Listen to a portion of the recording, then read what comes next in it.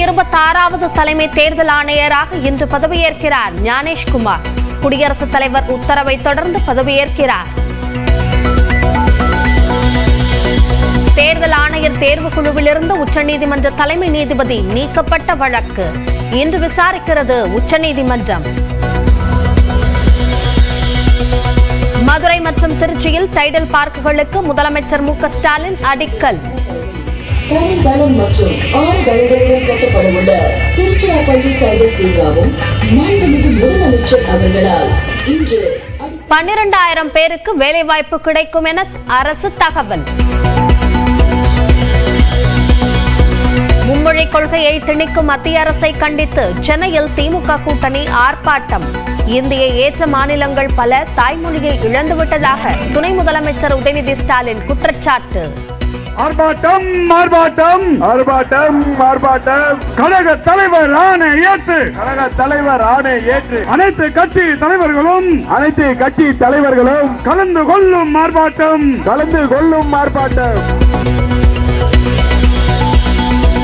2151 கோடி ரூபாய் நிதியை நிறுத்தி வைத்து 43 லட்சம் மாணவர்களின் வாழ்க்கையை கெடுக்க வேண்டாம் என அன்பில் மகேஷ் வலியுறுத்தல். முதலமைச்சர் தலைமையில் அடுத்த மொழிப்போருக்கு தயாராகிக் கொண்டிருக்கிறோம் என்றும் மும்மொழி கொள்கை போராட்டத்தில் ஆவேசம். ஏறத்தாழ 1986க்கு பிறகு 38-39 ஆண்டுகளுக்கு பிறகு நம்முடைய மாண்புமிகு தமிழ்நாட்டு முதலமைச்சருடைய தலைமையில் இன்னொரு மொழிப்போருக்கு இன்றைக்கு நாம் தயாராகி கொண்டிருக்கிறோம் என்று சொல்லும் பொழுது நடராஜன்களும் தாளமுத்துக்களும் உடல் மண்ணுக்கு உயிர் தமிழுக்கு என்று சொன்ன பீலமேடை சார்ந்த தண்டாபாணி போன்றவர்களும் அதே போன்று மாணவர் ராசேந்திரனும் கீழப்பள்ளூர் சின்னசாமி போன்ற அந்த உயிரெல்லாம் மீண்டும் உயிர் செலுக ஆரம்பித்திருக்கின்றது. அவர்கள் உங்களுடைய உருவில் இங்கே நின்று கொண்டிருக்கின்றது. புதிதாக நியமிக்கப்பட்டுள்ள அதிமுக மாவட்ட பொறுப்பாளர்களுடன் ஜெயலலிதா பிறந்த நாளான வரும் 24ஆம் தேதி இபிஎஸ் ஆலோசனை. பூத் கமிட்டி அமைப்பது, அதிமுக வளர்ச்சி பணிகளை துரிதப்படுத்துவது உள்ளிட்டவை குறித்து ஆலோசிக்கிறார். மும்மொழி கொள்கை என்றால் இந்தி திணிப்பு கிடையாது என தமிழக பாஜக தலைவர் அண்ணாமலை விளக்கம். 3வது மொழி படிப்பு ஆர்வம் தொடர்பாக தமிழ்நாட்டில் மார்ச் 1 முதல் மே வரை வீடு வீடாக கையெழுத்து இயக்கம் நடத்தப்பட உள்ளதாகவும் அறிவிப்பு. சட்டமன்ற தேர்தலுக்கான கூட்டணி பேச்சுவார்த்தையை தொடங்கிய விஜயின் தவேக. பொதுச் செயலாளர் ஆனந்த் உள்ளிட்டோருடன் தமிழ்நாடு முஸ்லிம் லீக் நிர்வாகிகள் பேச்சு. பெஞ்சல் புயலால் பாதிக்கப்பட்ட விவசாயிகளுக்கு 498 கோடி ரூபாய் நிவாரணம் வழங்க முதல்வர் மு க ஸ்டாலின் உத்தரவு. 5,18,783 விவசாயிகளின் வங்கிக் கணக்கில் ஓரிரு நாளில் நிவாரணத் தொகை வரவு வைக்கப்படும் என அரசாணை. தமிழ்நாடு சட்டப்பேரவையில் 2025-26 நிதியாண்டிற்கான நிதிநிலை அறிக்கை மார்ச் 14ஆம் தேதி தாக்கல். சபாநாயகர் அப்பாவு அறிவிப்பு. 5 வயது நிறைவடைந்த குழந்தைகளை அரசு பள்ளியில் 1ஆம் வகுப்பில் சேர்க்கலாம். மார்ச் 1ஆம் தேதி முதல் சேர்ப்பதற்கான வழிகாட்டு நெறிமுறைகளை வெளியிட்டது தமிழ்நாடு அரசு. தமிழ்நாட்டிற்கு நிதி தராததால் மத்திய கல்வி அமைச்சகத்தை முற்றுகையிட முயற்சி. அகில இந்திய மாணவர்கள் கூட்டமைப்பினர் கைது. கோவையில் ஸ்னாப்சாட் செயலி மூலம் அறிமுகமான இளைஞர்களை தேடி சென்றபோது சிறுமிக்கு பாலியல் வன்கொடுமை. கல்லூரி மாணவர்கள் 7 பேர் கைது. திண்டுக்கல் மாவட்டம் வத்தலகுண்டு அருகே இரட்டை கொலை. பதட்டமான நிலையில் காவலர்கள் குவிப்பு. சென்னை திருப்பதி நெடுஞ்சாலையில் சாலை விரிவாக்க பணிக்காக ஆக்கிரமிப்புகள் அகற்றம். தமிழக வெற்றிக் கழகத்தின் அலுவலகம், வீடுகள், கடைகள் இடிக்கப்பட்டதால் பரபரப்பு. கும்பமேளா புனித நீரில் மனித கழிவில் உள்ள கிருமிகள். தேசிய பசுமை தீர்ப்பாயத்தின் அறிக்கையில் தகவல். ரஷ்யா உக்ரைன் போர் தொடர்பாக பேச்சுவார்த்தை நடத்த குழு அமைக்க ரஷ்யா மற்றும் அமெரிக்கா முடிவு. உக்ரைன் சேர்க்கப்படாத நிலையில் சவுதி பயணத்தை ஒத்திவைத்தார் அதிபர் ஜெலன்ஸ்கி.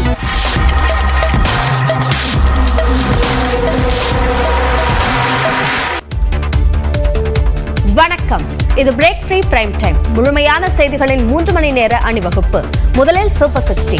இன்றைய நாளில் அறிய வேண்டிய அத்தனை செய்திகளின் விறுவிறுப்பான தொகுப்பு. அந்த வகையில் முதலாவதாக புதிய தலைமை தேர்தல் ஆணையராக ஞானேஷ்குமார் இன்று பதவியேற்கும் நிலையில் அவரது நியமனம் தொடர்பான வழக்கு உச்சநீதிமன்றத்தில் இன்று விசாரணைக்கு வருகிறது. நாட்டின் 26வது தலைமை தேர்தல் ஆணையராக ஞானேஷ்குமார் இன்று பதவியேற்கிறார். தலைமை தேர்தல் ஆணையர் ராஜேஷ்குமாரின் பதவிக்காலம் நேற்றுடன் நிறைவு பெற்ற நிலையில் பிரதமர் மோடி தலைமையிலான தேர்வுக்குழு தேர்தல் ஆணையராக இருந்த ஞானேஷ்குமாரை தலைமை தேர்தல் ஆணையராக நியமிக்க பரிந்துரைத்தது. இந்த பரிந்துரையை ஏற்று தலைமை தேர்தல் ஆணையராக ஞானேஷ்குமாரை நியமித்து குடியரசுத் தலைவர் திரௌபதி முர்மு உத்தரவிட்டார். கேரளாவில் இருந்து 1988ஆம் ஆண்டு IAS அதிகாரியாக தேர்வு செய்யப்பட்ட ஞானேஷ்குமார் நாடாளுமன்ற விவகாரத்துறை செயலாளராக பணியாற்றிய அனுபவம் வாய்ந்தவர். 2024ஆம் ஆண்டு மார்ச் மாதம் முதல் தேர்தல் ஆணையராக ஞானேஷ்குமார் பதவி வகித்து வந்தார். 2029ஆம் ஆண்டு ஜனவரி 26ஆம் தேதி வரை இந்திய தலைமை தேர்தல் ஆணையராக ஞானேஷ்குமார் நீடிப்பார் என தெரிவிக்கப்பட்டுள்ளது. ஞானேஷ்குமாரின் தலைமையின் கீழ் இந்த ஆண்டு பீகார் சட்டமன்ற தேர்தல் நடைபெற உள்ளது. 2026ஆம் ஆண்டு தமிழ்நாடு, புதுச்சேரி, கேரளா, மேற்கு வங்கம் உள்ளிட்ட மாநிலங்களை ஞானேஷ்குமார் வழிநடத்த உள்ளார். 2027ஆம் ஆண்டு குடியரசுத் தலைவர் மற்றும் துணை குடியரசுத் தலைவர் தேர்தலையும் ஞானேஷ்குமார் நடத்த உள்ளது குறிப்பிடத்தக்கது. ஆனால் அடுத்த மக்களவைத் தேர்தலுக்கு முன்பாக அவரது பதவிக்காலம் முடிந்துவிடும். தேர்தல் ஆணைய உறுப்பினர்கள் நியமனக் குழுவில் தலைமை நீதிபதியை நீக்கப்பட்டதை எதிர்த்து தொடரப்பட்ட மனுக்கள் மீதான விசாரணை உச்சநீதிமன்றத்தில் இன்று நடைபெறுகிறது. தேர்தல் ஆணையத்தில் 2 ஆணையர்களும் ஒரு தலைமை தேர்தல் ஆணையரும் உள்ளனர். இந்த தேர்தல் ஆணையத்திற்கான தலைமை தேர்தல் ஆணையரை தேர்வு செய்வதில் வெளிப்படைத்தன்மை கோரி ஜனநாயகத்திற்கான சீர்திருத்த சங்கம் உச்சநீதிமன்றத்தை நாடியது. இந்த வழக்கை விசாரித்த நீதிமன்றம் பிரதமர், எதிர்க்கட்சித் தலைவர், உச்சநீதிமன்ற தலைமை நீதிபதி ஆகியோரை கொண்ட குழு தேர்தல் ஆணையர்களை தேர்வு செய்ய உத்தரவிட்டது. எனினும் இந்த உத்தரவுக்கு எதிராக சட்டம் கொண்டு வந்த மத்திய அரசு குழுவில் உச்சநீதிமன்ற தலைமை நீதிபதியை நீக்கியதோடு மத்திய அமைச்சரை சேர்த்தது.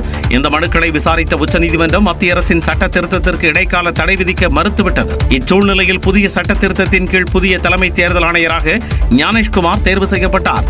இவரது நியமனம் மற்றும் மத்திய அரசு கொண்டு வந்த தேர்தல் ஆணையர் நியமன சட்ட திருத்தம் தொடர்பான வழக்கும் உச்சநீதிமன்றத்தில் இன்று விசாரணைக்கு வருகிறது. இன்னொரு மொழிப்போருக்கு தயாராவதாக மத்திய அரசுக்கு எதிராக சென்னையில் நடைபெற்ற ஆர்ப்பாட்டத்தில் திமுக கூட்டணி கட்சியினர் தெரிவித்தனர்.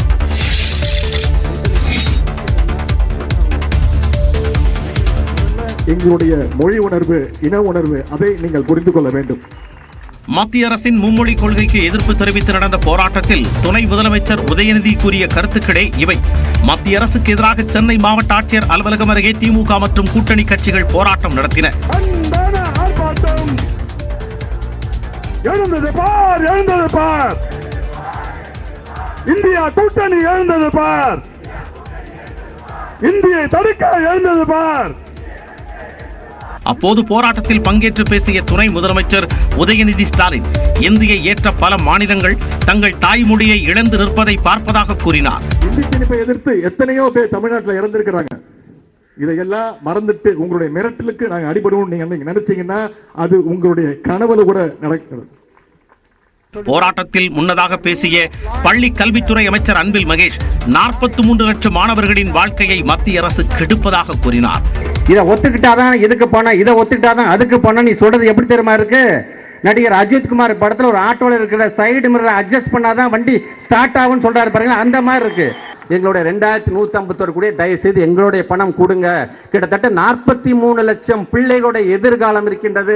அதுல தலையில கைய வைக்காதீங்க, அவங்க வயிற்றுல அடிக்காதீங்க என்று தான் நான் கேட்டுக்கொள்ள விரும்புகிறேன். முதலமைச்சர் தலைமையில் அடுத்த மொழி போருக்கு தயாராகி கொண்டிருப்பதாகவும் அவர் தெரிவித்தார். இருமொழி கொள்கையில் படித்தவர்கள் நாசாவில் பணியாற்றுவதாக தமிழக காங்கிரஸ் கமிட்டி தலைவர் செல்வ பெருந்தகை கூறியுள்ளார். சென்னையில் நடந்த போராட்டத்தில் உரையாற்றிய அவர் தமிழ்நாடு 50 ஆண்டுகள் முன்னோக்கி இருப்பதாக கூறினார். மும்மொழி கொள்கையை படித்தவர்கள் இருமொழி கொள்கை படித்த தமிழ்நாட்டில் வேலை பார்க்கிறார்கள் என்பதை நீங்கள் மறந்துவிட வேண்டாம். தமிழ்நாட்டில் மீண்டும் மொழிப்போர் உருவாகும் சூழல் ஏற்பட்டுள்ளதாக மதிமுக பொதுச் செயலாளர் வைகோ தெரிவித்தார். தமிழக அரசை அச்சுறுத்தி பார்க்கவோ நினைத்தால் மோடி அவர்களே, உங்கள் காலத்திலேயே இந்தியா துண்டு துண்டாக சிதறுகிற நிலைமை ஏற்படக்கூடும். ஹிந்தியை திணிக்க வேறு வேறு பெயரில் திட்டங்களை மத்திய அரசு கொண்டு வருவதாக விசிக தலைவர் திருமாவளவன் தெரிவித்தார். PMC என்கிற பள்ளியை ஒருபோதும் திறக்க மாட்டோம், அடித்து சொல்லுகிறோம். சட்டமன்றத்தில் தீர்மானம் நிறைவேற்றுவதற்கு இன்றைக்கு தமிழ்நாடு அரசு தயாராக இருக்கிறது. போராட்டத்தில் திராவிடர் கழக தலைவர் கி வீரமணி, சிபிஎம் மாநில செயலாளர் சண்முகம், சிபிஐ மாநில செயலாளர் முத்தரசன் உள்ளிட்ட கூட்டணி கட்சியினர் பலரும் பங்கேற்று உரையாற்றினர்.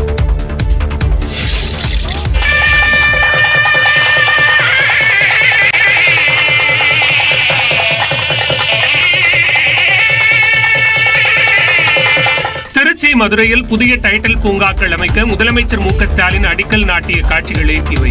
திருச்சி பஞ்சப்பூரில் பேருந்து நிலையத்திற்கு அருகில் 315 கோடி ரூபாய் மதிப்பில் 14.16 ஏக்கரில் டைடல் பூங்கா அமைக்க திட்டமிடப்பட்டுள்ளது.